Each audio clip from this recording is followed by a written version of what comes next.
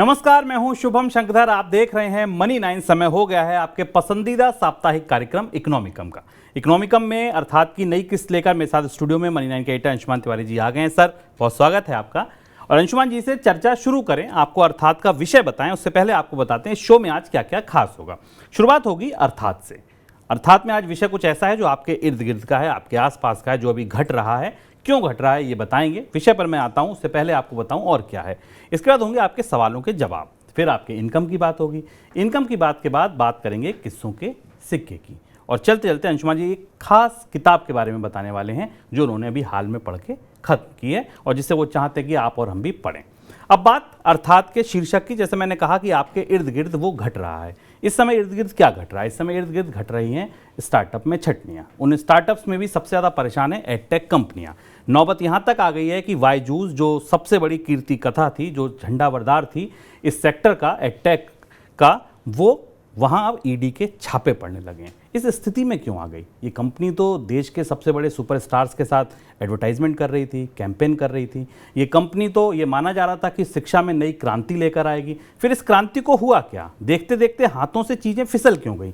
इसके पीछे क्या है? ये सब कुछ आज इस इकोनॉमिकम के बाद आपको पता चल जाएगा। कहाँ से शुरू हुए, कहाँ तक पहुँचे, कमियाँ क्या थीं, गलतियाँ क्या थीं और आगे भविष्य क्या होने वाला है। ये सब कुछ आज आपको इस इकोनॉमिकम के बाद, इस अर्थात के बाद आपके पास इन सभी सवालों के जवाब होंगे। शुरुआत करते हैं। अंशुमान जी कह रहे हैं कि जैसा अभी एडटेक में हुआ ऐसा ही बहुत ज़्यादा पहले नहीं, कुछ ही सालों पहले और भी घटा था। सर, कहाँ घटा था? शुभम, इकोनॉमिकम में आप सबका स्वागत है। शुभम, आपका भी स्वागत है। बायजूस पर छापे पड़ने के साथ एडटेक कंपनियों में छटनी के बाद, कई सारी कंपनियां बंद होने के बाद भारत में स्टार्टअप की पूरी दुनिया का ये कोना सबसे ज़्यादा उथल पुथल से भरा हुआ है, एजुकेशन कंपनियों का। और इनके साथ इनके प्रचार के भी की बड़ी बड़ी कहानियां हैं, इनके साथ जुड़े हुए सवालों की बहुत सारी कहानियां हैं। बायजूस की सेवाओं पर के प्रति परेशान और उनसे शिकायत करने वाले लोगों की भी संख्या काफ़ी बड़ी है। आखिर स्टार्टअप का ये पूरा जो एक हिस्सा है एजुकेशन टेक्नोलॉजी वाला, जहाँ क्रांति हो रही थी, वहाँ ये सब अचानक कैसे हो गया? इसे समझने के लिए हमको थोड़ा पीछे चलकर एक ज़रूरी किस्सा समझना होगा। और वो किस्सा हमें बताएगा कि हम ऐसा ही जो हो रहा है वो हम पहले देख चुके हैं। ये बात 1985 की है। मोटरोला का एक इंजीनियर बहामास में वैकेशन पर था, छुट्टी मना रहा था। उस समय तक मोबाइल फ़ोन आ चुके थे और कुछ ग्राहकों को दिए जा चुके थे, लेकिन नेटवर्क बेहद सीमित थे। पूरी दुनिया में नेटवर्क सब जगह नहीं थे। इंजीनियर बहामास से अपने कस्टमर से, अपने क्लाइंट से बात नहीं कर पा रहा था।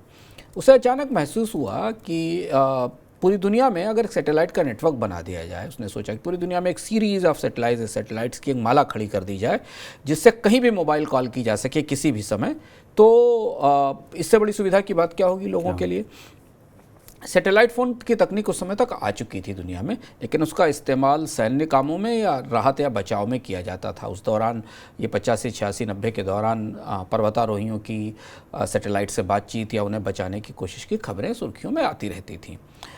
मोटरोला के सीईओ थे रॉबर्ट गालवेन उस समय। उन्होंने वो इंजीनियर के इस विचार से बहुत उत्साहित नहीं हुए। वो थोड़े व्यवस्थित ढंग से चीज़ों को आगे ले जाने वाले व्यक्ति थे, लेकिन तकनीक को लेकर राय अच्छी थी, तो उन्होंने प्रयोग के लिए थोड़ी पूंजी डालने पर सहमति जाहिर कर दी और मोटरोला ने इस प्रोजेक्ट के लिए थोड़ी पूंजी लगा दी। इस परियोजना का नाम था इरिडियम। जो लोग पहले आज से 10, 12, 15 साल पहले से टेलीकॉम या इसके आसपास की गतिविधियों को करीब से देखते रहे, उन्हें इरिडियम शब्द सुनकर बहुत कुछ याद आ जाएगा, क्योंकि उस दौरान इरिडियम की चर्चाएं हर व्यक्ति के टेक्नोलॉजी के स्पेस में हर व्यक्ति के ज़बान पर थी। 1990 के दशक के उत्तरार्ध में शुभम इस परियोजना की ऐसी धूम थी। मोटरोला भारत में भी सर्विस देती थी। भारत में दूरसंचार के मेले आयोजित किए जाते थे, वहाँ इरिडियम के बड़े बड़े पंडाल होते थे। लोगों को लगता था कि पूरी दुनिया सैटेलाइट से भर जाएगी, उनमें से संचार के नेटवर्क बनेगा। इरिडियम के प्रचार को लेकर इतनी चर्चाएँ थी। उस दौरान कई सारे विशेषज्ञ और कई सारे दुनिया के देशों में, उस दौरान हमने भी दुनिया के कई संचार मेलों में जाकर इरिडियम की चर्चा और उसके बारे में, उसके आसपास बना जो हाइप था वो देखा था। 1991 में मोटरोला ने क्या किया कि इरिडियम प्रोजेक्ट पर एक अलग कंपनी बना दी। इस प्रोजेक्ट को अपने मुख्य मोबाइल फ़ोन और मोबाइल नेटवर्क और टेक्नोलॉजी प्रोजेक्ट से अलग करके एक अलग कंपनी बना दी। 1996 तक मोटरोला ने इसमें $537 मिलियन का निवेश कर दिया इरिडियम के परियोजना में इस पे $750 बिलियन का कर्ज भी ले लिया गया, $750 मिलियन का कर्ज भी ले लिया गया इस परियोजना को लेकर। ये निवेश उस समय 1996 में मोटरोला को जितना टोटल मुनाफा हुआ था उससे भी ज़्यादा पहुंच गया। यानी वो इरिडियम एक छोटा सा जो आइडिया था उस पर इतना पैसा लगा दिया गया जो मोटरोला के उस समय के मुनाफे से भी ज़्यादा था। और यही वो साल था जिस साल से इरिडियम में निर्णायक मोड़ आया, इरिडियम के भविष्य को लेकर निर्णायक मोड़ आया।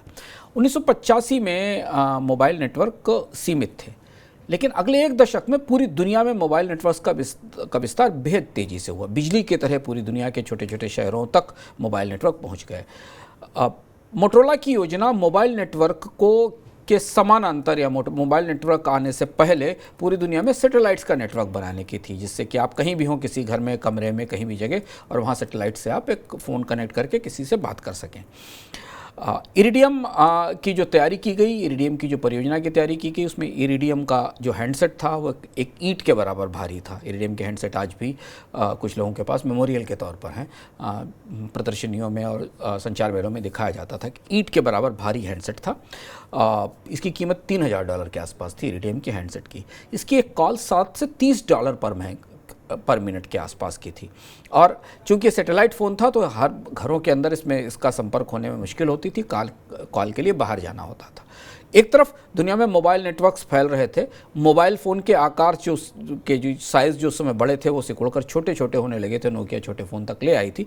दूसरी तरफ इरिडियम को लेकर मोटरोला इस तेज़ी से आगे बढ़ रही थी। उसे पता था कि इस सेवा में तमाम चुनौतियां हैं, इसका हैंडसेट बड़ा है, महंगा है, कॉल के रेट ज़्यादा है, लेकिन मोटरोला इस पूरे विस्तार का हिस्सा होते हुए भी, मोटरोला भी उस समय मोबाइल हैंडसेट बेच रही थी, नेटवर्क बना रही थी, भारत जैसे देशों में दुनिया के कई देशों में काम कर रही थी उस समय भी, लेकिन इरिडियम को लेकर कंपनी ने ज़मीनी वास्तविकता नहीं समझी और इरिडियम परियोजना पर तमाम प्रचार और प्रसार और चर्चाएं चलती रहीं। उसने अपनी सालाना रिपोर्ट में लिखा, ये बात अगर मुझे अच्छी तरह से याद है तो ये बात शायद 1996 के आसपास की है, जब उसने अपने सालाना रिपोर्ट में कहा कि मोटरोला दुनिया में क्रांति करने जा रही है। मोटरोला ने ग्लोबल पर्सनल कम्युनिकेशन का एक नया बाजार ही तैयार कर दिया है, जो सैटेलाइट कम्युनिकेशन का बाजार है। इसके बाद कंपनी ने $5 अरब के निवेश से, $5 बिलियन के निवेश से 66 लो अर्थ ऑर्बिट सैटेलाइट बनाए, जिनको LEO सैटेलाइट कहते हैं, जो पृथ्वी की कक्षा में नीचे स्थापित किए जाते हैं जहाँ से संचार हो सके। 66 सैटेलाइट एक साथ इस कंपनी ने बनाए और 1997 में एक के बाद एक करके उनकी पूरी माला अंतरिक्ष में बिठा दी गई। इरिडियम के सारे सैटेलाइट बिठा दिए गए और इतना उत्साह, इतनी चर्चा उस दौरान थी कि जैसे दुनिया में क्रांति का एक नया दौर आ गया। लेकिन न तो इसके बाद लोगों ने इरिडियम सर्विस ली, ना सेवा चली, ना लोगों के पास कनेक्शन आए और इरिडियम की सेवा एक ही साल के भीतर बैठ गई। शुभम 1998 में इरिडियम ने बैंक्रप्सी फाइल कर दी। उस कंपनी जिसने 1997 में 66 सैटेलाइट जारी किए थे पूरी दुनिया में, सैटेलाइट कम्युनिकेशन सैटेलाइट जारी किए थे, 98 में वो कंपनी बैंक्रप्ट हो गई। उसने बैंक्रप्सी फाइल कर दी, दिवालिया हो गई। करीब $1.5 अरब की, $1.5 बिलियन की बैंक्रप्सी का ऐलान हुआ। मोटरोला की साख को बड़ी ख़राब चोट लगी, तब से कंपनी उभरने की कोशिश कर रही है, अब जाकर खड़ी हो पाई। और दूसरा संकट शुरू हो गया कि इन सैटेलाइट्स की बैटरी अगर लंबे समय तक चार्ज ना की जाए और इन्हें संचालित ना किया जाए तो ज़मीन पर आकर गिरते। क्राइसिस इतनी ज़्यादा बढ़ी कि अमेरिका के पेंटागन को दखल देना पड़ा। अमेरिका के रक्षा विभाग ने इसमें दखल दिया और उन्होंने एक दूसरी कंपनी से बात करके एक ऐसा प्रोजेक्ट बनाया जिससे कि ये सैटेलाइट्स का इस्तेमाल वो कर सकें अपने लिए और ये इनकी बैटरी थोड़े समय तक चार्ज रहे। ये किस्सा हम इसलिए आपको सुना रहे हैं कि अगर इसी किस्से का प्रतिफलन आज देखना है आज की परिस्थिति में, तो आप इरिडियम की जगह बड़ी एडटेक कंपनियों को रख दीजिए, बायजूस जैसी कंपनियों को, अनअकैडमी जैसी कंपनियों को रख दीजिए। दुनिया में और भी एडटेक कंपनियां जहां जहां काम कर रही हैं और असफल हुई हैं उन्हें रख लीजिए। बाकी आपको सब कुछ वैसा ही देखा हुआ महसूस होगा जैसा उस समय हो रहा था। वजह यह है कि इरिडियम का किस्सा दुनिया में किसी सामान्य कंपनी की विफलता से किस्से से बिल्कुल अलग है। इरिडियम जिस स्पेस में काम कर रही थी उस स्पेस में दूसरी तरफ बहुत बड़ी ग्रोथ हो रही थी। वही वो दौर था जब दुनिया में मोबाइल फैल रहा था, लोगों के हाथ में मोबाइल जा रहा था, पर उसी काम में फंसी हुई एक कंपनी, वही काम करने वाली कंपनी बुरी तरह कोलैप्स होकर बस्ट हो गई थी। और ये क्या होता है, ये ऐसा कैसे होता है कि एक ही कारोबार में, एक ही बाजार में, एक ही तकनीक पर काम करने वाली एक कंपनी सफल हो जाती है और दूसरी कंपनी असफल हो जाती, ये कैसे होता?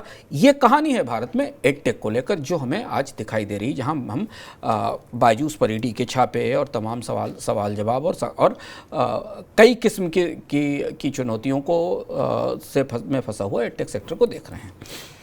सर, एडटेक सेक्टर की अगर बात करते हैं तो दिमाग में तुरंत आता है कोविड के दौरान जब स्कूल बंद थे, कॉलेजेस बंद थे, तब ये लग रहा था कि एडटेक ही अब फ्यूचर है, कम से कम उन 2-3 साल तो ऐसा लगने लगा था। लेकिन क्या आप ये आगे लिख रहे हैं कि एडटेक का जो गुब्बारा था वो तो कोविड से पहले ही फटने लगा था? क्योंकि हमने ई लर्निंग की बात, एजुकेशन की, ऑनलाइन एजुकेशन की बात सुननी शुरू की थी कोविड के दौरान, जब लॉकडाउन थे, स्कूल बंद थे, लंबे समय तक लॉकडाउन था और बच्चों की पढ़ाई नहीं हो पा रही थी। तब तक देश में हर व्यक्ति समझ रहा था कि अब स्कूल अगर खुलेंगे भी तो लोग स्कूल नहीं जाएंगे, घर सबके घर में मोबाइल टैबलेट होंगे और टैब होगा और उस पर बच्चे पढ़ाई कर रहे होंगे। लेकिन ये परिस्थिति इससे पहले से खराब हो गई थी। अगर आप बायजूस की स्थिति देखें, जो इकलौती एडटेक यूनिकॉर्न है, एजुकेशन ई लर्निंग में यूनिकॉर्न है, उस पे विदेशी निवेश के दुरुपयोग के, भारत से बाहर पैसा भेजने के, फेमा के वायलेशन के, इसके सबके आरोप लग रहे हैं। कंपनी ने 1 साल तक अपने घाटे छिपाए। 2021 में जब घाटा निकला तो 4000 करोड़ से ज़्यादा का घाटा था।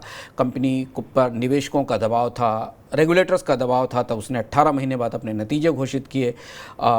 बड़े पैमाने पर छटनी हुई सारी कंपनियों में। अब अगर आप ध्यान से देखें तो बायजूस, अनअकैडमी, वाइटेड जूनियर, जितनी बड़ी कंपनियां हैं भारत में जो ई लर्निंग की क्रांति लेकर आई थी, वो सब संकट में है। या तो वो डूबने की स्थिति में है या वहाँ उनका कामकाज सीमित तौर पर है और कर्मचारियों की छटनी हो रही है। लेकिन अब जब हम मौजूदा परिस्थिति में देख रहे हैं तो अगले 6 महीने में ज़्यादातर जगह ये दिखाई दे रहा है स्टार्टअप इन्वेस्टर्स के बीच में कि ये कंपनियां अब इस वक्त वैतरणी पार नहीं कर पाएंगी। जो संकट है इसमें आगे इनके लिए सर्वाइव करना मुश्किल है। लेकिन अगर जैसा शुभम कह रहे हैं, आपको लगता है कि ये संकट कोविड के बाद आया, यानी कोविड के दौरान स्कूल बंद थे और कंपनियों ने ज़्यादा पैसे ज़्यादा उम्मीदें पैदा कर दी और उसके बाद जब स्कूल खुलना शुरू हुए, बच्चों ने स्कूल जाना शुरू किया तो ये संकट आया, तो ये इस बात का अर्थ सत्य है। क्योंकि अगर आपको लगता है कि भारत में ई लर्निंग के बाजार कोविड के बाद स्कूल खुलने से बिगड़ गया, तो ऐसा नहीं था। ये बिगड़ा क्यों बाजार या क्या हुआ, इस पर हम आगे बात करेंगे। लेकिन INC 24 का मैं डेटाबेस देख रहा तो बताता है कि 2014 से 2019 के बीच में शुभम भारत में 4405 एडटेक स्टार्टअप शुरू हुए थे, जिनमें ई लर्निंग स्टार्टअप अलग अलग लेवल पर शुरू हुए थे। मास लेवल पर, क्लास लेवल पर, छोटे छोटे प्रोफेशनल्स को ट्रेनिंग देने वाले। इसमें 2014 से 2019 के बीच में 25% स्टार्टअप बंद हो गए देखते ही 1 साल में। तब तक कोविड नहीं आया था, कोविड की शुरुआत की पहली लहर आते आते ये स्टार्टअप बंद हो गए। केवल 4% इनमें से ऐसे स्टार्टअप थे जिनको नई पूंजी मिली, यानी बने तो 4450 थे, 25 तो बंद हो गए, बाकी को पूंजी ही नहीं मिली, बाकी को कैपिटल नहीं मिली। तो या तो वो चल रहे हैं या वो बंद हो चुके हैं, उनकी स्थिति के बारे में पता नहीं है। और इसमें भी अधिकांश पूंजी बायजूस के खाते में आई थी। तो ई लर्निंग या एडटेक सेक्टर में जितना भी निवेश आया था उसका सबसे बड़ा हिस्सा बायजूस लेकर आई थी और बायजूस यूनिकॉर्न बनी थी। 2022 में भारत में जब ये कहा जा रहा था कि एडटेक का बाजार $1.2 बिलियन पर पहुंच जाएगा, और आश्चर्य की बात है कि ये सब कहने वाले लोगों में कंपनियां या बैंकर ही नहीं थे, नेता, सरकार के तमाम विशेषज्ञ बता रहे थे। तब उन्हें ये मालूम था कि एजुकेशन टेक्नोलॉजी का बिजनेस या ई लर्निंग का बिजनेस किसी ई कॉमर्स डिलीवरी बिजनेस जैसा नहीं है। उन्हें पता था कि इसमें आप ऑनलाइन जाकर कोई सामान खरीदने जैसी सेवा नहीं है, या आपके घर में रेस्टोरेंट का फूड पहुंचाने जैसी सेवा नहीं है। लेकिन आज जो पूरी सरकार के सारे लोग बायजूस से सवाल पूछ रहे हैं, हिसाब मांग रहे हैं, फेमा के वायलेशन के लिए छापे डाल रहे हैं, वो उस समय ये नहीं बता रहे थे कि ये पूरा का पूरा बिजनेस मॉडल जो तैयार हो रहा है, इस बिजनेस मॉडल में कई सारी बुनियादी खोट है। इस पर चर्चा करना इसलिए हमारे लिए ज़रूरी है कि इसके 2 बड़े असर हुए ई लर्निंग के इस प्रयोग की, जो कि विफल होता दिखाई दे रहा है। पहला असर ये हुआ कि भारत में हजारों की संख्या में परिवार और गार्जियंस इस ई लर्निंग का हिस्सा बने, उनके पैसे फंसे, डूबे और उन्हें उसका कोई फ़ायदा नहीं मिला, बल्कि कई लोगों के साथ फ्रॉड हुआ। और दूसरी चीज़ ये कि भारत में इन्होंने नौकरियों का एक नया बाजार तैयार भी किया और देखते देखते उसे ख़त्म भी कर दिया। अब सर बड़ा सवाल ये है कि एडटेक डूबे क्यों, इनका इरिडियम वाला जो फैक्टर था वो क्या था? हाँ, अब अगर आप इरिडियम की रोशनी में देखें कि इरिडियम ठीक संचार क्रांति के बीच में खड़ी हुई कंपनी थी, वैसे ही स्टार्टअप क्रांति के बीच में ही एडटेक उभरे थे। ऐसा नहीं था कि अलग से आए थे। सारे स्टार्टअप में सफलता विफलता की अलग अलग कहानियां हैं शुभम। जैसे ई कॉमर्स में कुछ स्टार्टअप चले, कुछ बंद हो गए, फिनटेक में कुछ स्टार्टअप चले, कुछ बंद हो गए, पर एडटेक एक अलग से सेक्टर था जहां पर एक बिल्कुल दूसरी परिस्थिति थी। वहां सबसे ज़्यादा संकट, सबसे ज़्यादा क्राइसिस दिखाई दी और बड़ी कंपनियां बन भी नहीं पाई। अब जबकि सारी बड़ी एडटेक कंपनियां संकट में हैं, निवेशकों को भी जो उन्होंने पैसा लगाया था वो भी समझने की कोशिश कर रहे हैं कि स्टार्टअप की दुनिया में एडटेक वाले इतने खोखले, इतने कमज़ोर क्यों निकले, तब उन्हें बहुत सारी ऐसी चीज़ें दिखाई दे रही हैं जो शायद उस समय नहीं सोची गई या उस समय नहीं बताई गई। दिख तो रही थी, बताई नहीं गई। क्योंकि जब एडटेक कंपनियां आई थी ना शुभम, ई लर्निंग कंपनियां, तो कहा जा रहा था ये तो ऐसे बाजार में जा रही हैं जहाँ मांग ही मांग है। हर व्यक्ति को अपने बच्चे को पढ़ाना है, हर व्यक्ति पढ़ाने भेजेगा और पढ़ाने के लिए उसको ई लर्निंग का भविष्य, ई लर्निंग ही भविष्य। उसके हाथ में मोबाइल होगा, टैब होगा और वो पढ़ता चला जाएगा। ये कहा गया कि सब सरकारों के तो स्कूल चलते नहीं है, सरकार की शिक्षा व्यवस्था ठीक नहीं है, प्राइवेट एजुकेशन बहुत महंगी है, बाजार का निजीकरण हो चुका है, अब तकनीक और शिक्षा एक दूसरे से मिल गई, यानी सोने में सुहागा हो गया। इसके बाद तो शिक्षा की क्रांति भारत में होगी। अब अखबारों ने, पत्रिकाओं ने बड़े बड़े मुखपृष्ठ पर फोटो छापे इन्हीं कंपनियों के प्रमुखों के, इन्हीं के चेयरमैन के, जिनको कि भारत में नई शिक्षा की क्रांति का दूत और नई शिक्षा की क्रांति का नायक बताया गया था। मगर ये शीराजा बिखर क्यों गया? अब जब बायजूस के कामकाज की या एडटेक के कामकाज की पड़ताल हो रही है तो दो चीज़ें कई सारी चीज़ें निकल कर आ रही हैं। तो पहली चीज़ ये, यकीनन हमें पता है कि स्टार्टअप नए सूझ और आइडिया का कारोबार है। आप नया सूझ लेकर आते हैं और उस सूझ के जरिए बाजार में आइडिया के जरिए की बिक्री करते हैं। लेकिन अब ये पता चल रहा है कि इरिडियम जैसा ही एडटेक में कुछ हुआ। इस बाजार में अपार संभावनाएं थीं, लेकिन इस संभावना के पीछे मांग भी है ये किसी को पता नहीं था। पोटेंशियल था, संभावनाएं थीं, जैसा कि इंटरनेट की अर्थव्यवस्था में हमें देखने को मिलता है कि पोटेंशियल बहुत है। दूर से देखने पे लगता है कि काश भारत के हर व्यक्ति के हाथ में मोबाइल फ़ोन हो और वो मोबाइल फ़ोन से ही सारी कुछ पढ़ाई कर रहा हो। सोचने में बहुत अच्छा लगता है, पर इसके पीछे मांग थी कि नहीं थी, इसका कोई आंकड़ा, कोई अध्ययन उपलब्ध नहीं था। कंपनियों ने भारत में एजुकेशन मार्केट में जो कमी है, जो सर्विसेज की कमी थी, बच्चों तक पहुंचने वाली पढ़ाई की कमी थी, इस आंकड़े को बेस रखकर कुछ डिमांड के गुलाबी आंकड़े क्रिएट किए कि भारत में इतने सारे लोगों को अगर ई लर्निंग के दायरे में लाया जाए तो उनकी लर्निंग बदल जाएगी और वो बहुत कुछ पढ़ लिख कर आगे कुछ करने लायक हो जाएंगे। लेकिन जो पूंजी देने वाले लोग थे वो भी ये नहीं समझ पाए कि भारत का या दुनिया के किसी भी देश का, शुभम, एडटेक पूरी दुनिया में कहीं सफल नहीं हुए। ये भारत के नहीं, दुनिया के नए देशों की भी परिस्थिति ऐसी है। ज़्यादातर बाज़ारों में बड़े एडटेक कंपनियां स्ट्रगल कर रही हैं क्योंकि एजुकेशन का बाजार बेहद जटिल है, बेहद कॉम्प्लेक्स है। यहाँ बहुत गहरी प्रतिस्पर्धा है। भारत में पढ़ाई दो बातों से तय होती है कि परिवार में उस पढ़ाई का बोझ उठाने की कितनी क्षमता है और अंततः इस तरह से आगे बढ़ती कि आगे उससे रोजगार कितना मिलेगा, काम कितना मिलेगा। इन्हीं दो चीज़ों पर भारत में पढ़ाई का कराने का फैसला होता है परिवार में बच्चों को। एक, कहाँ तक वो पढ़ सकता है और उस पढ़ाने लायक क्षमता किस परिवार में कितनी है, और उसके बाद उसे किस तरीके का काम मिलेगा। और इसका अधिकांश बिजनेस लोकल है। एक सीमा तक पढ़ाई का बिजनेस, यहाँ तक कि ग्रेजुएशन और पोस्ट ग्रेजुएशन तक का भी पूरा एजुकेशन मार्केट है, वो लोकलाइज्ड मार्केट है। यानी आप जिस गांव में रहते हैं उस गांव से के पास का करीबी शहर, उसके आसपास एक शहर, थोड़ा हद तक अंतर्राज्यीय है। अंतर्देशीय स्तर के कॉलेजों में पढ़ने वाले बच्चों की संख्या बहुत सीमित है, बहुत छोटी है कि कोई व्यक्ति बरेली में रह रहा और उसका बच्चा बैंगलोर में या किसी दूसरी जगह पढ़ रहा है। इस क्षमता को रखने वाले लोगों की संख्या बहुत कम है। अब पता चल रहा है कि ज़्यादातर कंपनियां भारत के एजुकेशनल बाजार को करीब से समझ नहीं पाई।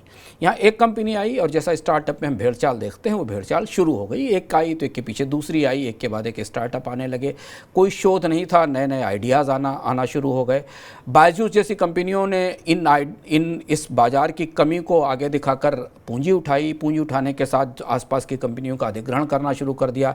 एक वो दौर था 2018-19 का जब बायजूस ने भारत में सबसे ज़्यादा अधिग्रहण किए थे। कोचिंग ऑफलाइन कंपनियों का अधिग्रहण किया, कोचिंग कंपनियों का अधिग्रहण करना शुरू किया।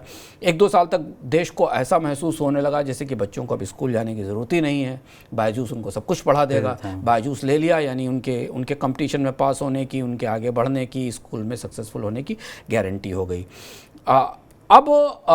अब ये पता चल रहा है कि जिन बच्चों के लिए इन्हें शुरू किया गया था, उनकी ज़रूरत, उनकी शिक्षा की दिनचर्या और उन्हें पढ़ने और पढ़ाने की जो मौजूदा परिस्थिति हैं, उनसे इन तकनीकी कंपनियों का कोई लेना देना नहीं था। उन्हें पता ही नहीं था कि भारत में किस तरीके की शिक्षा बच्चों को ज़रूरत है या उन्हें दी जा रही है। आमतौर पर ये पाया गया, जब बायजूस के सफलता के आंकलन अब आना शुरू हुए हैं तो पाया गया जब स्कूल में एक बच्चा 6 घंटे की पढ़ाई करता है, उसके बाद वो होमवर्क करता है और उसके बाद वो ट्यूशन जाता है, इसके बाद बच्चों के पास एडटेक से पढ़ाई के लिए वक्त नहीं है। फैशन में आगे बढ़ने के लिए वो एडटेक के कनेक्शन लिए गए, पर उनका कोई इस्तेमाल नहीं हुआ, उनका कोई उपयोग नहीं था। कोविड के लॉकडाउन के दौरान तो ये चला क्योंकि बच्चों को स्कूल नहीं जाना होता था। जैसे ही कोविड का लॉकडाउन बंद हुआ, स्कूल खुले और एडटेक की दुकानें बंद होना शुरू हो गई। जैसे जैसे बच्चों ने स्कूल जाना शुरू किया और उनका 6 घंटे का 7 घंटे का रूटीन आना शुरू हुआ, इन कंपनियों के ग्राहक टूटने लगे। इन्होंने अपने बायजूस जैसी कंपनियों ने अपने ग्राहकों की संख्या को बनाए रखने के लिए आंकड़ों में भी काफ़ी फेरबदल किया, ये बताया गया, लेकिन बच्चों के पास स्कूल के कामकाज के बाद एडटेक की ज़रूरत नहीं थी। तो पहली तो बड़ी चीज़ ये कि जो बाजार की समझ थी, अंडरस्टैंडिंग थी, वो शायद एडटेक कंपनियों में नहीं थी। तो अब जो डेटा बता रहे हैं, रिसर्च बता रहे हैं, वो बता रहे हैं कि बहुत प्रीमियम स्तर की ट्रेनिंग के लिए, बहुत उच्च स्तर की ट्रेनिंग के लिए, स्किल डेवलपमेंट के लिए तो एजुकेशन टेक के स्टार्टअप्स थोड़ा बहुत मदद कर सकते थे, पर जिस मास स्केल की ई लर्निंग की आप बात करते हैं कि ई लर्निंग पूरी शिक्षा व्यवस्था को एजुकेशन टेक्नोलॉजी के जरिए बदला जा सकता था, वहाँ उस शिक्षा व्यवस्था के बारे में बेसिक जानकारियाँ नहीं थी। सर, अगला सवाल ये कि जो एडटेक हैं और दूसरे स्टार्टअप हैं, इनके बिजनेस मॉडल में बुनियादी फ़र्क क्या है? अब जो एडटेक की विफलताओं पर नए आंकड़े आ रहे हैं, वो बता रहे हैं कि महत्वपूर्ण बात यह कि जो बाकी स्टार्टअप्स हैं वो दरअसल डिमांड और डिलीवरी के मॉडल पर काम करते हैं। आपको घर में दूध की ज़रूरत है, आपने एक स्टार्टअप को ऑर्डर दिया, स्टार्टअप कंपनी को ऑर्डर दिया और उसने आपके यहाँ दूध डिलीवर कर दिया। आपको किसी रेस्टोरेंट के फूड की ज़रूरत है, सर्विस की डिलीवरी की ज़रूरत है, तो आपने जो ऑर्डर किया वो आपके पास उपलब्ध होने लगा। लेकिन एजुकेशन थोड़ा दूसरे तरीके का जटिल किस्म का बिजनेस है, और एडटेक को इस मामले में भारत में शिक्षा का जो मनोविज्ञान है, शिक्षा की जो साइकोलॉजी है, उसे एक समझने में काफ़ी दिक्कत हुई। एक महत्वपूर्ण बात यह कि स्कूली शिक्षा भारत में या दुनिया में कहीं भी जगह एक बुनियादी सिद्धांत पर आधारित है कि वो छात्र की वरीयताओं को और उसकी समस्याओं को समझती है और उसे व्यक्तिगत समाधान देती है। स्कूल में इंडिविजुअल समाधान मिलते हैं बच्चे के अलग अलग स्तर की पढ़ाई और उसके आधार पर, क्योंकि सही ढंग के नतीजे लिए जा सके। पूरी की पूरी शिक्षा व्यवस्था नतीजे आधारित है, परिणाम आधारित है। अल्टीमेटली एक रिजल्ट आना है, उस रिजल्ट के बेस पर पता चलेगा कि बच्चा पढ़ रहा है कि नहीं पढ़ रहा है। एडटेक के उत्पादों में ऐसा व्यक्तिगतपन, ऐसा निजीपन नहीं था, क्योंकि नतीजों में कोई ओरिएंटेशन नहीं था। एडटेक से पढ़ने के बाद भी नतीजे की कोई गारंटी जैसी नहीं थी, जबकि स्कूल की शिक्षा परिणाम आधारित है, जो कि स्वाभाविक सी बात है। एडटेक के उत्पाद, ई लर्निंग के उत्पाद शिक्षा में सपोर्ट तो कर सकते थे, एजुकेशन में सपोर्ट तो कर सकते थे, लेकिन अनिवार्य ज़रूरत नहीं थे। यह कहा जाता था कि ये मस्ट हैव सर्विस नहीं है। अगर आप अफोर्ड कर सकते हैं अतिरिक्त जानकारी के लिए तो ले सकते हैं, पर ये मतलब मस्ट हैव नहीं है। आपको ज़रूरी नहीं कि आप इसको ले लें तो आपको कोई उसका बहुत बड़ा फ़ायदा हो जाएगा। जबकि ई कॉमर्स और फिनटेक कंपनियां मस्ट हैव थी। अगर आप आज आपके पास एक यूपीआई ऐप नहीं है तो इसका मतलब है कि आप ऑनलाइन ट्रांजैक्शन नहीं कर सकते। अगर आपको अपने घर पे सेवा मंगाना है तो आपके पास आपके मोबाइल के ऊपर किसी सर्विस डिलीवरी स्टार्टअप का ऐप होना ही पड़ेगा, इसके अलावा कोई दूसरा रास्ता नहीं है। तो जहां स्टार्टअप के बाकी मॉडल्स किसी न किसी ज़रूरत और सर्विस डिलीवरी पर आते थे और कंपनी और ग्राहक का संपर्क उस ऑर्डर तक ही सीमित रहता था। ऑर्डर दिया, ऑर्डर डिलीवर हुआ, ऑर्डर सब कुछ ठीक हुआ, आपने पेमेंट किया और ख़त्म हो गया बात। शिक्षा एक रिकरिंग व्यवस्था है, नियमित व्यवस्था। बच्चे को रोज़ पढ़ाई करनी है, रोज़ सीखना है, रोज़ उसे स्कूल में जाकर अलग अलग तरह से परीक्षा देनी है। तो हुआ यह कि कंपनियों ने एक दूसरे के उत्पादों की नकल करनी शुरू की। एक कंपनी का कोई प्रोडक्ट आया तो दूसरे ने बना दिया। तरह तरीके के बिजनेस मॉडल क्रिएट किए गए।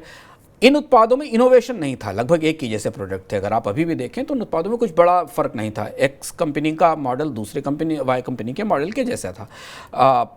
ज़्यादातर उत्पादों में कोई गेम चेंजिंग आइडिया नहीं था शिक्षा को बदलने का, केवल सूचना देने का, वीडियो से पढ़ाने का, इस तरीके की प्रक्रियाएं थी। आमतौर पर सवाल जवाब करने की प्रक्रियाएं थी। दूसरी एक महत्वपूर्ण बात यह थी कि अब ये पता चल रहा है कि जो प्रोडक्ट उन्होंने दिए थे, जो ऐप दिए थे, उन्हें चलाया कैसे जाए इसकी भी ट्रेनिंग देने की जरूरत थी बच्चों को, क्योंकि ना तो फैमिलीज को पता था कि इनका इस्तेमाल कैसे किया जाए, ना बच्चों को इसको को पता था जिनको इसको दिया गया था। मैं अपने व्यक्तिगत अनुभव से कई लोगों को आसपास बता सकता हूं कि उन्होंने बायजूस जैसी किसी कंपनी का सब्सक्रिप्शन लिया, आधे समय तक वो समझ ही नहीं पाते थे कि इससे उन्हें सुविधा क्या मिलेगी, कैसे लिया जा सकता था, तो प्रशिक्षण की जरूरत नहीं थी।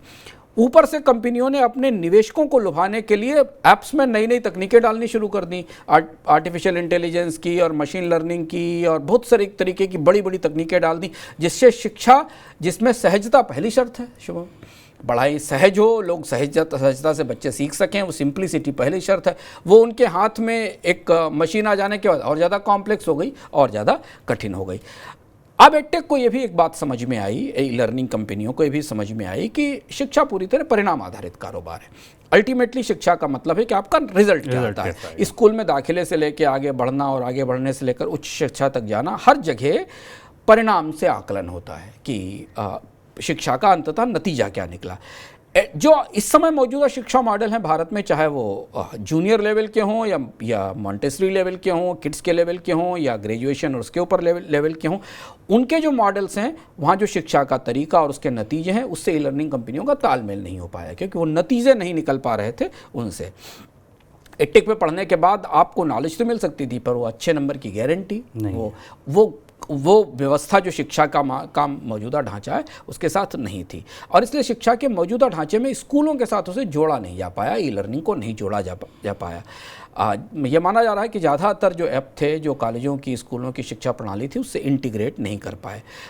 केवल जो सामान्य शिक्षा से अधिक किसी खास कोर्स पर केंद्रित थे वही ऐप्स या वही सर्विस चली, जहाँ पर आपने एक कोर्स लिया और उस कोर्स को स्किल डेवलपमेंट के लिए लर्न कर लिया और उससे आप बाहर निकल गए। इसलिए एडटेक का इतना बड़ा विस्तार भारत में नहीं हो पाया, ई लर्निंग का विस्तार नहीं हुआ, और अंततः जैसे ही स्कूलों की पढ़ाई वापस लौटी ये ऐप फेल होना शुरू हो गया। बिल्कुल सर, अब एक बड़ा मुद्दा यह है कि इन एडटेक कंपनियों का हिसाब किताब क्या था, कमाई कितनी थी, नुकसान कैसे थे, कहाँ खर्च करते थे? यही सबसे बड़ी समस्या है कि इस पूरे मॉडल में जहाँ पर आपको सैद्धांतिक रूप से कारोबारी रणनीति की दृष्टि से बड़ी दरारें दिखती हैं, उससे ज़्यादा बड़ी समस्या कंपनियों के बिजनेस मॉडल में, रेवेन्यू मॉडल में थी। आपको याद होगा पिछले साल निवेशकों ने बायजूस का वैल्यूएशन घटा दिया, कंपनी को कम का वैल्यू घटाकर उसे कम कीमत पर पैसा दिया गया। यही स्थिति बाकी ई लर्निंग या एडटेक कंपनियों के साथ हुई। 2020 तक शुभम एडटेक कंपनियों की जो ग्राहक जुटाने की लागत थी, जिसको कि हम कस्टमर एक्विजिशन कहते हैं, वो लागत उनके रेवेन्यू की 80% तक पहुंच गई थी। यानी वो जितना रेवेन्यू लेते थे उसका 80% हिस्सा कस्टमर को एक्वायर करने में, कस्टमर को यानी किसी बच्चे को, किसी परिवार को ग्राहक बनाकर उसे अपनी सेवा देने में लगाते थे। और यही वो मुकाम था जहां से कंपनियों में ढलान या बदलाव आना शुरू हुआ, टूटना शुरू हुआ। कंपनियां क्या करती थी? डिजिटल माध्यमों से लीड हासिल करती थी। कोई बच्चा जो इंटरनेट के ऊपर किताब सर्च कर रहा है, कोई जो इंटरनेट पर कोई कोर्स सर्च कर रहा है, या स्कूलों के जरिए, सूचनाओं के जरिए वो लीड हासिल करती थी। उस लीड को के जरिए उन्हें अपने संभावित ग्राहकों की सूचनाएं मिल जाती थी।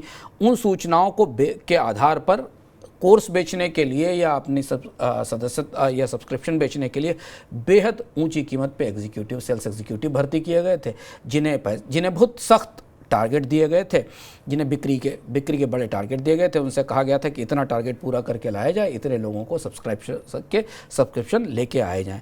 अब धीरे धीरे ये हुआ कि भारत में कस्टमर एक्विजिशन की लागत कोविड के पहले से और कोविड के बाद भी बढ़ते बढ़ते 10,000 से 60,000 रुपये तक पहुंच गई कस्टमर एक्विजिशन की कॉस्ट, क्योंकि एग्जीक्यूटिव्स को फीस देनी होती थी, लीड्स का पैसा खर्च करना होता था, कंपनियों को एक डिवाइस भी देनी पड़ती थी जो कस्टमर को रिटेन करने के लिए होती थी, उसकी कॉस्ट थी। इसके मुकाबले कंपनियों के रेवेन्यूज़ कहीं नहीं थे, कोई रेवेन्यू नहीं था, क्योंकि सब्सक्रिप्शन उतने ज़्यादा नहीं थे। इसलिए मॉडल फटने लगा। तभी हमने देखा कि बायजूस अपने नतीजों की घोषणा नहीं कर पाई। इसके बाद जो दूसरा काम हुआ, जब मॉडल फटने लगा, निवेशकों ने आंकड़ों पर निगाह रखनी शुरू कर दी, वेंचर कैपिटलिस्ट सवाल पूछने लगे कि कितना नुकसान हो रहा है, तो कंपनियों ने सब्सक्रिप्शन के दाम बढ़ाने शुरू कर दिए। कंपनियों ने यह तय किया कि अगर सब्सक्रिप्शन 1,500 रुपये का तो उसे 2,000 रुपये का कर दिया, एक कोर्स एक्स्ट्रा जोड़ दिया, एक क्लास एक्स्ट्रा जोड़कर उसका सब्सक्रिप्शन बढ़ाना शुरू कर दिया। अब यहाँ से, क्योंकि घाटे इतने ज़्यादा थे, यहाँ एक और बड़ी समझ भारत में शिक्षा व्यवस्था की लागत को लेकर थी जो नहीं समझ में आई। और उस समय जब एडटेक को लेकर इतने प्रचार और बड़ी बड़ी प्रचार कथाएं बताई जा रही थी, तब भी ये सवाल जरूर था कि क्या भारत में ई लर्निंग की कॉस्ट उठाने की क्षमता लोगों में है कि नहीं है। भारत में अधिकांश परिवारों को अगर आप देख लें शुभम, ये बहुत वास्तविकता के करीब की बात है, उनमें परिवार के पास एक बच्चे की पढ़ाई पर उसकी स्कूल की फीस और ट्यूशन और एडटेक पर तीनों खर्चों की क्षमता नहीं होती।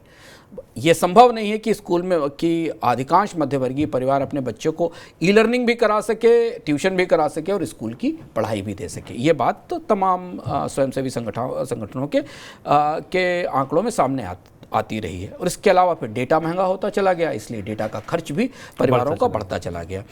जो आंकड़े बताते हैं इससे आपको समझ में आएगा कि क्यों एडटेक की सफलता इसके बिजनेस मॉडल की का जो गुब्बारा था, जो बिजनेस मॉडल का जो काल्पनिक बिजनेस मॉडल था उसमें निहित थी, जबकि शिक्षा का जो बिजनेस मॉडल है, जो इकोनॉमिक मॉडल है, वो कितना अलग है। आंकड़े बताते हैं कि भारत में 95% परिवार कम फीस वाले निजी स्कूलों में अपने बच्चों को पढ़ाते हैं। 95% परिवारों के 5% परिवार हैं जो बहुत महंगे स्कूलों में पढ़ा सकते हैं, जहाँ अधिकतम सालाना फीस 30,000 रुपये है। औसतन 30,000 रुपये की सालाना फीस वाले स्कूलों में भारत के अधिकांश बच्चों के परिवारों के बच्चे पढ़ते हैं, यानी करीब करीब 2,500 से 3,000 रुपये, कहीं कहीं 4,000 रुपये तक प्रति महीने के आसपास की फीस है। जबकि ई लर्निंग के कोर्स 2,500 से 3,000 रुपये प्रति महीने के थे। तो इन परिवारों की आर्थिक क्षमता ही नहीं थी कि वो ई लर्निंग के कोर्स को इस तरह से ले जाएं। जबकि आप पीछे जो हम बता चुके हैं वो देख लें कि उनसे उनको होने वाले जो टेंजिबल या जो ठोस फायदे थे वो कहाँ मिल रहे थे। और यही वजह थी कि एडटेक का कोई बिजनेस मॉडल, कोई रेवेन्यू मॉडल नहीं बन पाया किसी तरह से। बस पूंजी जुटाई जाती थी, बड़े बड़े प्रचार किए जाते थे। बायजूस जैसी बड़ी कंपनियां कभी क्रिकेट से एसोसिएट कर लेती थी, कभी किसी स्टार को अपने साथ जोड़ लेती थी, कभी सरकारी प्रचार माध्यमों के साथ जुड़ जाती थी, कभी इस तरह से कि जिससे कि कामयाबी का माहौल बना रहे और लोगों को पता चलता रहे कि कंपनी तैयार आगे बढ़ रही है। सर, ये पूरी कहानी में हमने बिजनेस मॉडल समझ लिया, इरिडियम फैक्टर समझ लिया, हिसाब किताब समझ लिया, लेकिन सरकारें, नियामक, कानून, नियम, ये सब कहाँ थे इस पूरी कहानी में? हाँ, अब ये सबसे महत्वपूर्ण हिस्सा है जिसे एडटेक कंपनियों का इस्तेमाल करने वाले लोग परेशान हैं और जो इस सवाल का जवाब तलाश रहे हैं। अगर आपको ये लगता है कि भारत में एडटेक कंपनियों की, ई लर्निंग कंपनियों का फेलियर, उनकी विफलता उनके कारोबारी फैसलों के नतीजे से आती है तो फिर आप उन हज़ारों लोगों की तकलीफ से भी वाकिफ़ नहीं है। अगर आपको लगता है जिन्होंने बायजूस जैसों के खिलाफ शिकायतों का अंबार लगा रखा है, तरह तरीके की शिकायतें। एडवर्टाइजिंग स्टैंडर्ड ऑफ इंडिया ने बायजूस के साथ बायजूस के विज्ञापनों को लेकर, ई लर्निंग कंपनियों को लेकर तमाम तरीके के सवाल भी उठाए और शिकायतें भी बहुत ज़्यादा हैं। दरअसल हुआ ये कि चूँकि स्टार्टअप की दीवानगी थी, सरकारें भी अपनी तरफ से स्टार्टअप के नारे लगा रही थीं और जिंदाबाद कर रही थी। उस स्थिति में जबकि एजुकेशन एक बड़ा संवेदनशील और डिफरेंट तरीके का बाजार है, ये सामान्य रूप से किसी कंज्यूमर प्रोडक्ट को बेचने का या सर्विस डिलीवरी के बाजार से बिल्कुल अलग है, एजुकेशन सर्विस डिलीवरी से थोड़ा आगे की चीज़ है। सरकारों ने एजुकेशन टेक कंपनियों को सेल्फ रेगुलेशन पे छोड़ दिया, इनके लिए रेगुलेशन नहीं बनाया गया। कहा गया कि सभी अपनी कंपनियां खुद अपने आप अपना विनियमन करेंगी। और सच्चाई ये है कि एडटेक कंपनियों ने ग्राहकों के साथ ज़बरदस्त मनमानी की तरह तरह से। इनके कोर्स की सर्टिफिकेशन के इशूज़ थे, गारंटी के इशूज़ थे, सुविधाओं का पैमाना क्या होगा, फ़ीस क्यों इतनी ली जा रही है, उसके बदले क्या मिल रहा है, ग्राहक के जिसने ये सर्विस ले रखी, जिस परिवार ने सर्विस ले रखी, उसके अधिकार क्या हैं, कंपनी उसकी सूचनाओं का क्या कर रही है, इसके बारे में कोई कानून नियम नहीं थे। और इसलिए ठगे गए लोग, उन्होंने शिकायतें की, तमाम जगह से शिकायतें आई, लेकिन उनकी शिकायतों की सुनवाई का कोई ढांचा ही, कोई तंत्र नहीं बन पाया। सबसे बड़ी बात यह कि भारत में तो ये सवाल भी नहीं उठे, पूरी दुनिया में इस बात पर सवाल उठ रहे हैं, दुनिया के कई सारे देशों में, कि की जो एडटेक कंपनियां और ई लर्निंग कंपनियां हैं, उन्होंने भारत में के परिवार में बच्चों और परिवारों की जो सूचनाएं उनका दुरुपयोग किया है। क्योंकि बच्चों के लॉगिन करने के साथ एक सिस्टम के साथ पूरे परिवार की सूचनाएं, बहुत सारी सूचनाएं उस डेटा सिस्टम में जाती थी। हमने भी भारत में निजता के जो एडल्ट्स हैं उनकी निजता की सुरक्षा के नियम नहीं बनाए, तो बच्चों का कितना आंकड़ा आसपास घूम कर जाता था इसके बारे में तो पता ही नहीं था। और वो आंकड़ा कई बार हैकर्स के हाथ लगा अलग अलग तरीके से, और उस आंकड़े की डार्क वेब में गया और उसके अपने खतरे सामने आए। भारत में परिवारों की निजता की सुरक्षा की बात हुई ही नहीं, और एडटेक कंपनियों ने काफ़ी सारी सूचनाएं भी जुटाई। अब समस्या ये है कि इंटरनेट इकोनॉमी में शुभम सपनों का हिसाब किताब जितना सुहाना होता है ना, वास्तविकता की ज़मीन उतनी ही उबड़ खाबड़ है। तो हम जितनी बातें इंटरनेट अर्थव्यवस्था में ड्रीम्स के बारे में सुनते हैं, बड़े बड़े आंकड़ों के बारे में सुनते हैं, वास्तविकता पर आने के बाद उसकी ज़मीन बेहद बेहद अजीब है। और ये अजीब बात इसलिए है क्योंकि फिनटेक अपनी सेवा के तौर पर क्रांति है, पर फिनटेक देने वाली कंपनियों के लिए उससे ज़्यादा नुकसान का कोई काम नहीं। हम 3-4 साल से भारत में फिनटेक की जबरदस्त ग्रोथ देख रहे हैं। आपको यूपीआई भी मिलेगा, मोबाइल वॉलेट भी दिखेगा, पर ये सब कराने वाली कंपनियों के पास कोई मुनाफे नहीं है। तो ये सर्विस की डिलीवरी और सर्विस से सुविधा बढ़ना और सर्विस से कमाई करना, रेवेन्यू को लाना, ये दोनों बिल्कुल अलग अलग चीज़ें हैं और ये स्टार्टअप स्पेस में कई सारे मामलों में दिखाई देती हैं। ब्लिंकिट, जोमेटो, नायका जैसी कंपनियां जो खासतौर से जोमेटो, नायका जैसी कंपनियां जो बाज़ार में सूचीबद्ध भी हुई, सर्विसेज उनकी अच्छी हैं, आपके यहाँ डिलीवरी है, पर उनके प्रॉफिट नहीं है, उनके पास बिजनेस नहीं है। तो भारत में क्या हुआ कि खैर ये स्टार्टअप कंपनियां आई, बंद हुई, इनसे तो भारत में रोजगारों का, जॉब का नुकसान हुआ, लेकिन ई लर्निंग में काफ़ी बड़ी संभावनाएं थी। भारत में एक बहुत बड़ा हिस्सा था जिसे तरह तरह से संचार नेटवर्क से जोड़कर शिक्षित किया जा सकता था, बताया जा सकता था, लेकिन नियम व्यवस्था के बगैर सिर्फ प्रचार के माध्यम से ज़्यादा पूंजी जुटाकर, सपने बेचकर पूंजी जुटा लेने के कारण जो हुआ, उसने इस ई लर्निंग की विफलता ने भारत में शिक्षा स्पेस का नुकसान किया। इसमें ई लर्निंग की जो व्यवस्था बनी थी उसका बड़ा नुकसान किया। हम वापस इरिडियम के किस्से की तरफ लौटते हैं क्योंकि वहीं से हमने अपनी बात शुरू की थी। इरिडियम जिस समय बन रही थी उस समय इसके साथ 2-3 और कंपनियां थीं, एक इनमारसेट थी और एक ग्लोबल स्टार थी। शुभम, जो दशा इरिडियम की हुई वही दशा इन कंपनियों की भी हुई। इन दोनों कंपनियों के भी सैटेलाइट काम नहीं कर पाए।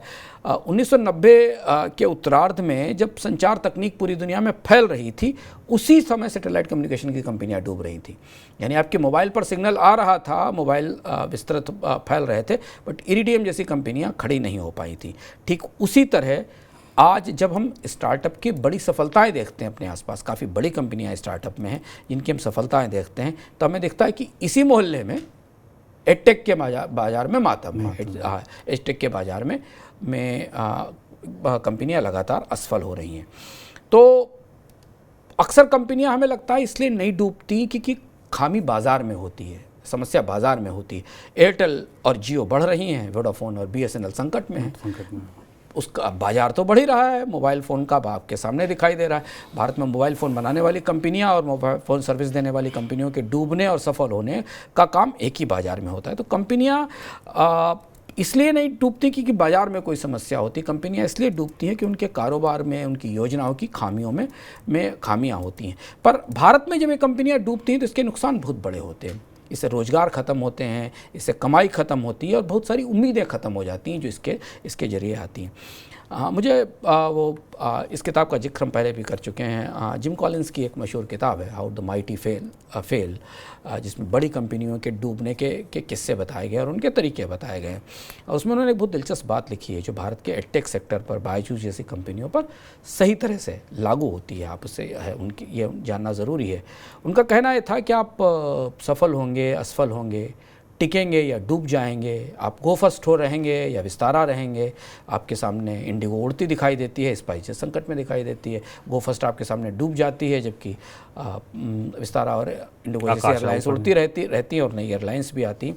तो जिम कॉलिंस कहते हैं कि आप सफल होंगे, असफल होंगे, टिके रहेंगे, डूब जाएंगे, ये इससे कतई तय नहीं होता कि दुनिया आपके साथ क्या करती है। इससे तय होता है कि आपकी सफलता और स्थायित्व इस बात पर निर्भर होता है कि आप अपने खुद के साथ क्या करते हैं। और इन कंपनियों ने अपने खुद के साथ जो किया, इंटरनेट की अर्थव्यवस्था में एक सीमा तक सपनों की बिकवाली के बाद ये परिस्थिति आनी ही थी। और ये वो संकट हमें भारत के एडटेक सेक्टर में अभी इस समय दिख रहा है। तो ये एडटेक कैसे डूबा, क्या खामियां थी, क्या बिजनेस मॉडल नहीं सही था, रेवेन्यू की क्या स्थिति थी, ये सब कुछ आपको इस अर्थात ने बता दिया बड़े ही आसान भाषा में। आगे बढ़ते हैं अब आपके सवाल जवाबों की बारी। सर, अनुराग का पहला सवाल है, वो ये कह रहे हैं कि आईएमएफ, विश्व बैंक ने कहा है कि भारत को हाई जीडीपी ग्रोथ के लिए स्ट्रक्चरल रिफॉर्म करने होंगे। किस तरीके के रिफॉर्म किए जाएं जिससे कि जीडीपी अच्छी हो पाए?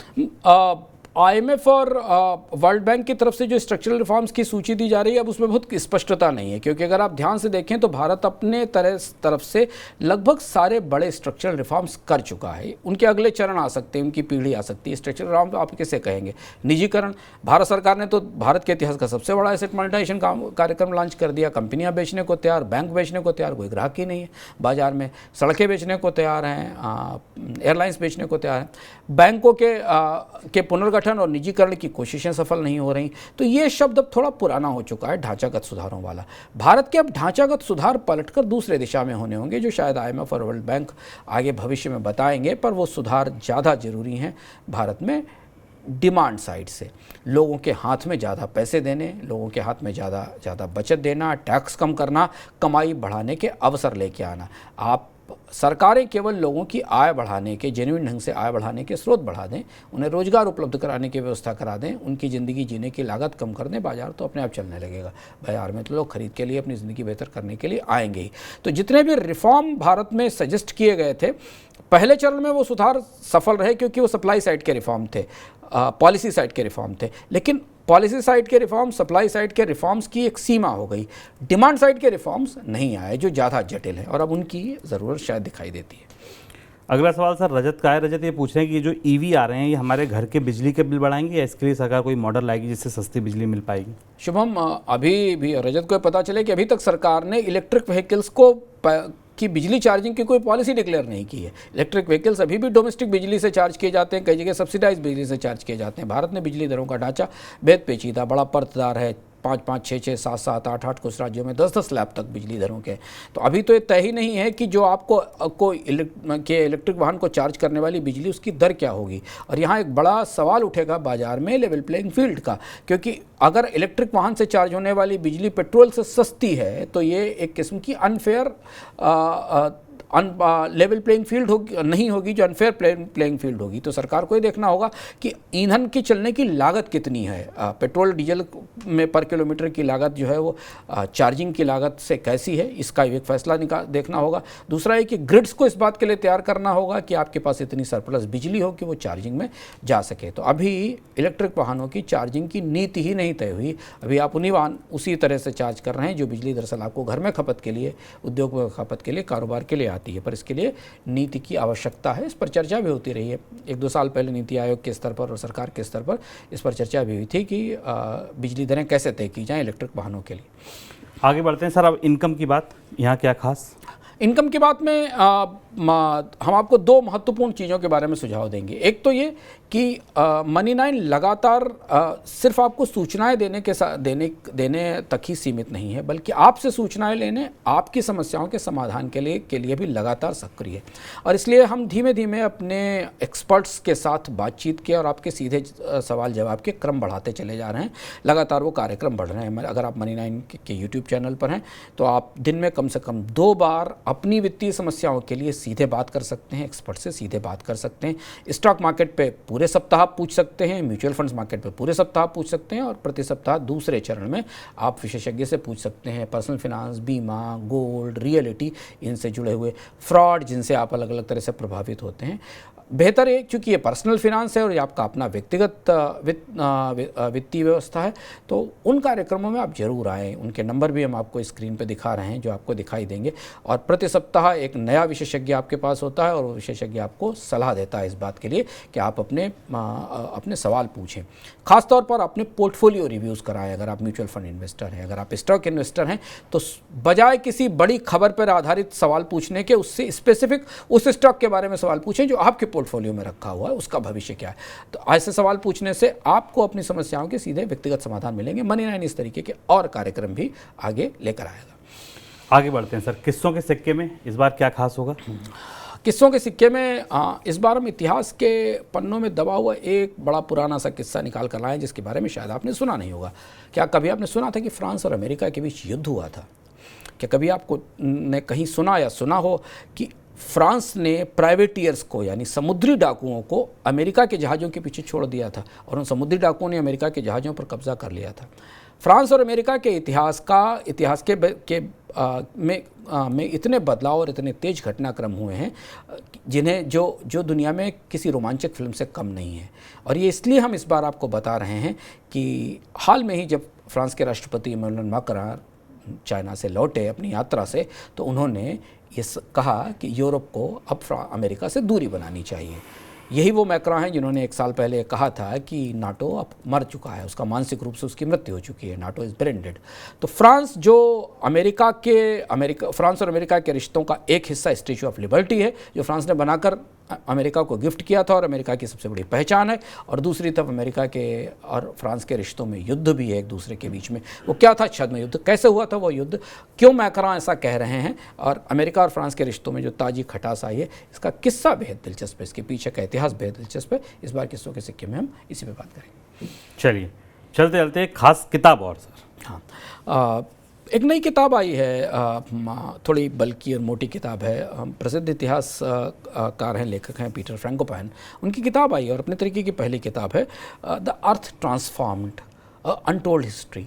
दुनिया में क्लाइमेट चेंज का, पर्यावरण से परिवर्तन का जो इतिहास है और उससे कितने बड़े बदलाव दुनिया में हुए हैं हमारे आसपास के समाज में, इसका ये पहला अपने तरीके की किताब है। अगर आप क्लाइमेट चेंज में इंटरेस्टेड हैं, इतिहास में इंटरेस्टेड हैं, तो पीटर फ्रैंकोपैन की ये किताब आपको ज़रूर पढ़नी चाहिए। भी हाल में ही आई है, थोड़ी सी बड़ी और मोटी किताब है, बेहद दिलचस्प सूचनाओं और जानकारियों से भरी हुई है। ऐसा कुछ आपके आसपास घट चुका है या घटा है जिसे आप इतिहास में राजा महाराजाओं के किस्सों के तौर पर, युद्ध के, राजनीति के किस्से के तौर पर तो पढ़ते हैं, पर ये देखिए कि कितना इतिहास हमारे आसपास बदलते मौसम ने बनाया है। जैसे कि हमने आपसे पिछली बार किस्सों के सिक्के में आपको एल निनो के इतिहास के बारे में जानकारी दी थी। तो इस बार किस्सों के सिक्के भी बड़ा रोचक है, थोड़ा नया सा किस्सा है। चलिए, तो आज के इकोनॉमिका में फिलहाल इतना ही। अगले हफ्ते आपसे फिर मुलाकात होगी। अपने सवाल, अपने सुझाव हमको भेजिए, उनको शामिल करेंगे हम इस शो में। अंशुमान जी से आपके सवालों के जवाब दिलाएंगे। फिलहाल दीजिए इजाज़त, आप बने रहिए मनी 9 के साथ। नमस्कार।